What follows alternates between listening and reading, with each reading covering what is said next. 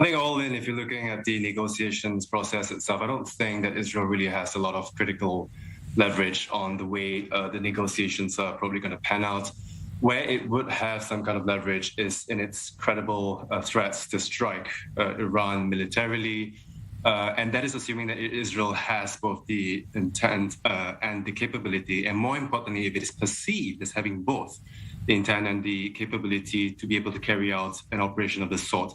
But I think even there, even if Israel were to carry out something like that, there is still the question of what happens afterwards. And there, I think it would be critical if the Biden administration, the U.S., were to show and to stand by Israel and to show that it would be standing by Israel, including when push comes to shove. I know the talks just resumed a few days ago on Monday, but can we already assess if an agreement will be reached at the end of this round? And if so, what sort of agreement would it be? I don't really think that this round will yield any sort of substantive results. I think this round is an occasion for the Raisi government to really put on the table its demands, and these currently do appear to be maximalist demands. The gap between both sides, the US and Iran, currently appear to be really wide. And I think a lot of this at this point would also depend on the Biden administration agreeing to really make some serious concessions. If you'd asked me back in January and February when the Biden administration began, I would have been more optimistic about both sides jumping straight back into the 2015 nuclear agreement where it was left off before the Trump administration withdrew. Right now, I think at best, given what we know of the state of the talks, I think what would be more realistic is some kind of partial agreement.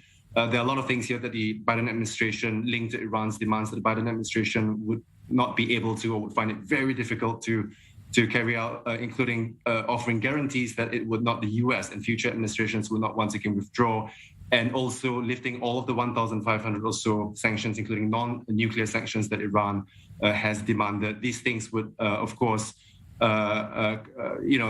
basically President Biden doesn't, I think, have that sort of political capital early on in his first term to really carry out something like that. So a partial kind of agreement, and I know that the US has been talking about some kind of interim agreement. But of course, on the flip side, the difficulty of it is also that I have difficulty seeing at this point the Raisi government accepting any sort of agreement where all of these sanctions were not lifted in one fell swoop or almost completely. So that takes us back to square one. Yeah. Now, I do want to ask you about some comments that we're hearing from an Israeli official who says that the nuclear program was not halted by the assassination of Fakhrizadeh last year. Now, the U.S. has told Israel in the last few months that its attacks in Iran are not helping slow down the Iranian nuclear program. Now, the Israeli official says the same. Does it come as a surprise to you, or do you find these attacks effective in any way? Well, Fakhrizadeh, I think, as we understand it, was in charge of the military component of Iran's nuclear program. And it depends. I mean, in terms of enrichment and the pace at which Iran has been enriching its uranium, it's not really changed much. And that, I think, also includes the development and operationalization of advanced centrifuges. But when it comes to the separate process of weaponization, actually creating a bomb out of a functional bomb out of that, with that uranium field, I think Fakhrizadeh would have played a more important role there. And that is something that I think most analysts, including myself, think will still take Iran some time, whether it's a year or two based on US or Israeli assessments. But Iran is not quite there yet. But, just more broadly, I think these attacks may have had some sort of effect. We saw that also a decade ago with the assassination of nuclear scientists attributed to Israel, of course. But that's also taking a rather tactical view of things and potentially missing the wood, the forest for the trees.